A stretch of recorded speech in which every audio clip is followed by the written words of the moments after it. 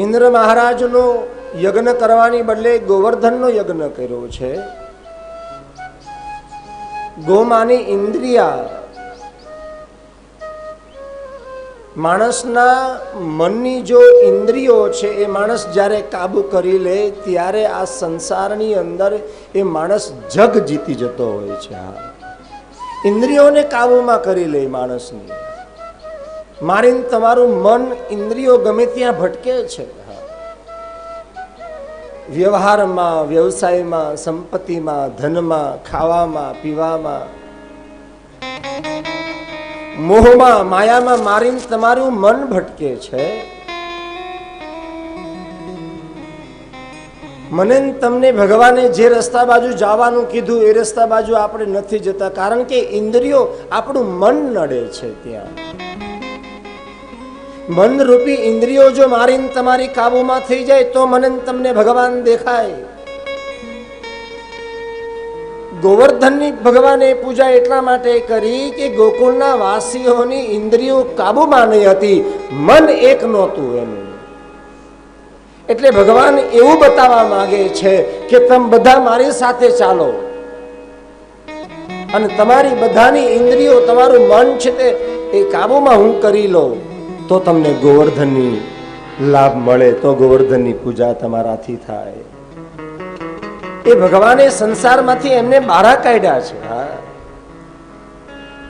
મારું તમારું મન જ આવું છે, ગમે ત્યાં ભટકે, ઘડી કયા હોય, ઘડી ગમે ત્યાં હોય. અમુક અમુક માણસ કથામાં બેસે પણ એનું મન કથામાં ના હોય. બેઠો હોય કથામાં પણ મન એમ કે એનું મન ઘરે પહોંચી ગયું હોય, કબાટમાં. બેઠો હોય કથામાં પણ બેઠો બેઠો આમ ગણતરી કરે, કાપા કરે, કેટલા રૂપિયા ભર્યા છે. 15 તારીખે પહોંચ્યો તરત 16 તારીખે મારે આમ જવાનું, 17 તારીખે મારે આમ જવાનું. મન જ્યાં સુધી માણસના જીવનમાં મારા તમારા કાબુમાં ન હોય, મન આપણું એક ન હોય ત્યાં સુધી પરમાત્મા મને તમને નથી મળતા. આપણી ઇન્દ્રિયો ગમે ત્યાં ભટકે છે, એટલા માટે મારું તમારું મન એક નથી, ચિત્ત નથી. શરીર છે, મશીન છે, કોઈ ભગવાન તો નથી ને. શરીર છે, ગંદુ થાય, મેલું થાય, બગડે. જેમ મશીન બગડે એને સુધારવું પડે, એમ આપણું શરીર પણ છે, બગડે, ગમે ત્યારે બગડે. તમે એની સંભાળ ન રાખો બરાબર, તમે એની માવજત ના કરો, તમે શરીરને સાચવવા માટેની કોશિશ ના કરો તો શરીર બગડે. ये जरूरी नहीं है कि तुम जैसे जैसे फरो ऐसा तुम्हारा शरीर हो जाएगा, ऐसा नहीं. शरीर बगड़શે એમ તમારું મન પણ બગડશે.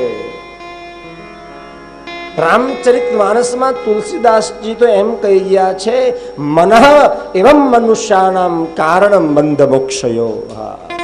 આપણું મન એટલું બધું વિચલિત છે કે મોક્ષ સુધીનું કારણ આપણું મન જ છે. મોક્ષ તો બધાને મળવાનો છે, બધાને મળશે મોક્ષ. આ સંસારમાં મોક્ષ કોણ નથી જોતો? મોટા મોટા સાધુ સંતોને પણ મોક્ષ જોઈએ છે. માણસ મરી જાય પછી બધા શું કહે છે? એને તો મોક્ષ મળી ગયો ભાઈ. હા, પણ મોક્ષ મેળવવા માટે મારું તમારું મન નથી. મન એક બંધન છે આપણું.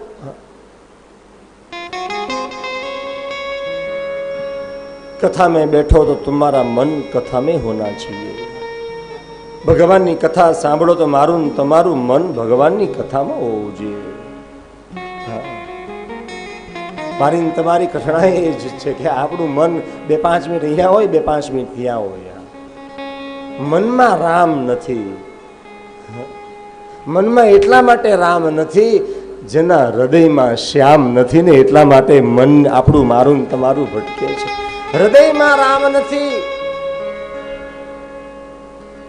निर्दोष थी जाओ अंदर थी तो मने तमने परमात्मा मळे, भगवान मळे.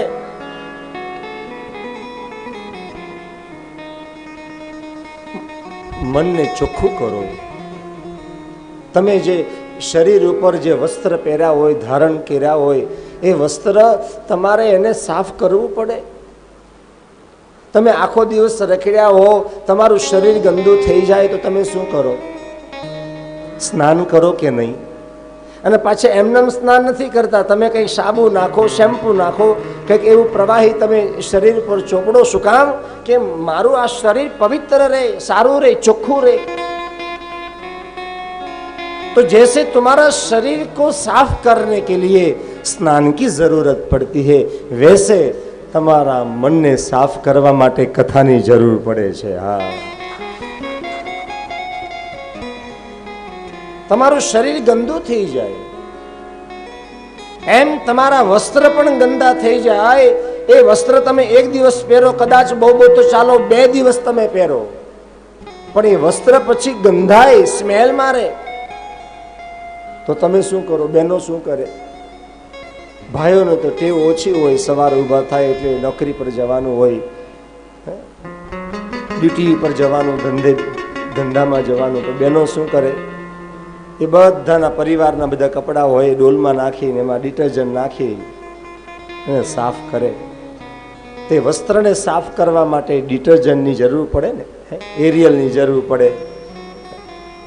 એમાં એરિયલ નાખો, પાવડર નાખો એટલે તમારું કપડું એકદમ પાછું ચોખ્ખું, ટપકે, ઉપરથી ટપકે.